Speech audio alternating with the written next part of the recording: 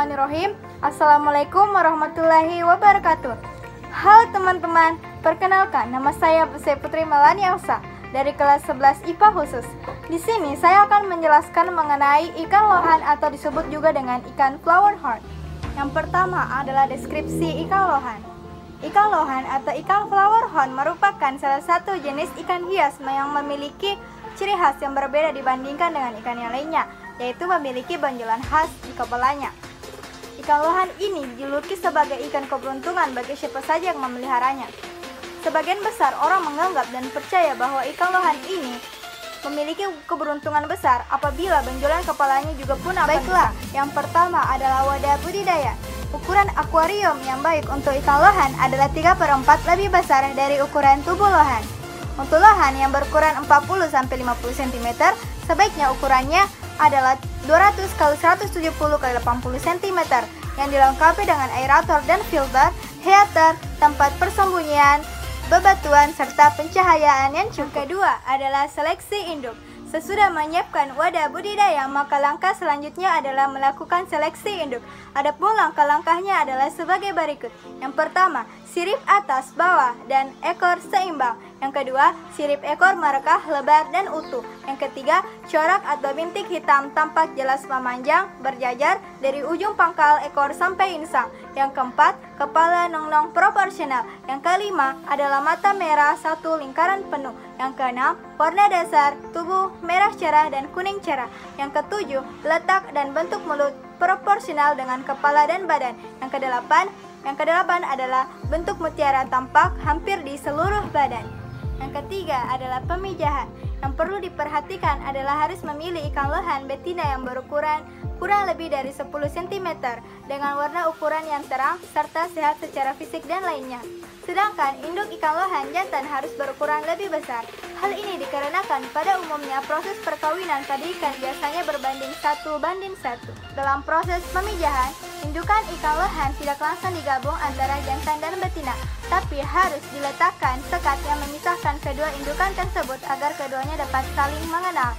Jika indukan ikan lohan betina sudah menunjukkan tanda akan bertelur atau gelisah, maka lepaskan sekat pemisah akuarium atau kolam. Setelah bertelur, Anda dapat mengeluarkan induk jantan, tetapi biarkan induk betina tinggal di situ.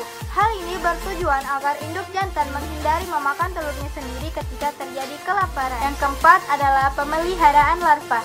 Setelah indukan ikan lohan bertelur sekitar 40-50 jam atau 2 hari, kemudian telur tersebut akan menetas. Dan usahakan suhu dan pH air tetap stabil. Suhunya yaitu 28-35 derajat Celcius, sedangkan skala pH yang baik sekitar 6-8,5. Telur yang sudah menetas akan berkumpul di dasar akuarium. Untuk mencegah larva atau benih tersedot ke dalam pipa atau pompa air, sebaiknya filter dimatikan untuk sementara waktu. Selama 2-3 hari, larva tidak perlu diberi pakan karena masih mempunyai cadangan makanan di dalam kantong telur. Pada hari keempat setelah menetas, benih sudah bisa diberi pakan berupa kutu air putih, rotifera atau Branchnionops plisatilis, kutu air merah atau Moina sp yang telah disaring. Bila larva atau benih sudah diberi pakan, maka filter penyaring dapat dihidupkan kembali untuk menjaga kebersihan air. Tapi pada pipa penyedotnya harus dipasang sampai ke dasar dan harus ditutup dengan kain basah agar benih tidak tersedot. Yang kelima, ciri-ciri anakan lohan yang baik.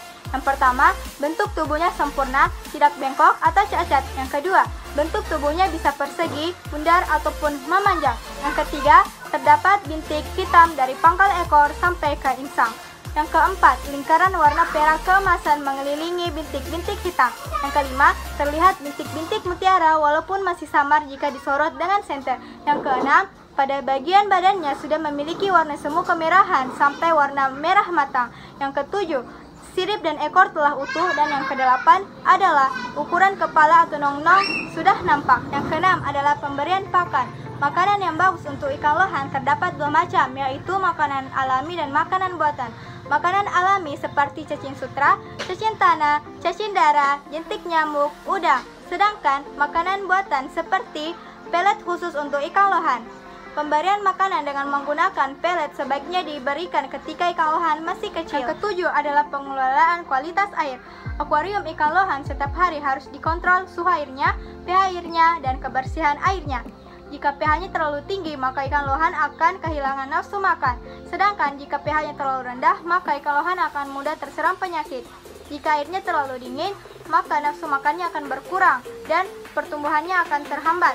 Kita juga perlu membuat jadwal untuk membersihkan akuariumnya, yaitu jadwal yang harus digunakan untuk mengganti air akuarium adalah 1 atau 2 minggu sekali. Yang kedelapan adalah panen. Ada beberapa tahap pemanenan. Yang pertama, yaitu mengkondisikan ikan dalam keadaan lapar, gunanya untuk menghindari ikan mabok atau kekurangan oksigen ketika melakukan pengiriman. Yang kedua, yaitu waktu pemanenan dilakukan pada pagi atau sore hari dengan tujuan agar suhu perairan tidak terlalu panas. Yang ketiga, siapkan alat-alat pemanenan yaitu ember dan saringan. Yang keempat, serok ikan dengan saringan lalu sortir ikan sesuai dengan kriteria ikan layak dijual. Yang kelima, setelah proses penyortiran selesai, masukkan ikan ke dalam ember, lalu bawa ikan ke ruang pengemasan. Yang terakhir adalah tahap pengemasan. Tahap pengemasannya yaitu yang pertama, siapkan alat dan bahan yang akan digunakan dalam proses pengemasan seperti kantong plastik, karet, dan tabung oksigen. Yang kedua, isi kantong plastik dengan air yang sudah diendapkan selama 1 hari. Yang ketiga, masukkan ikan yang telah ditangkap tadi ke dalam kantong plastik. Yang keempat, masukkan selang oksigen dalam kantong plastik, kemudian putar bagian atas oksigen sampai kantong plastik terisi oksigen. Yang kelima, lepaskan secara perlahan selang oksigen agar udara yang berada di dalam kantong plastik tidak keluar. Yang keenam adalah ikat kantong plastik dengan karet gelang.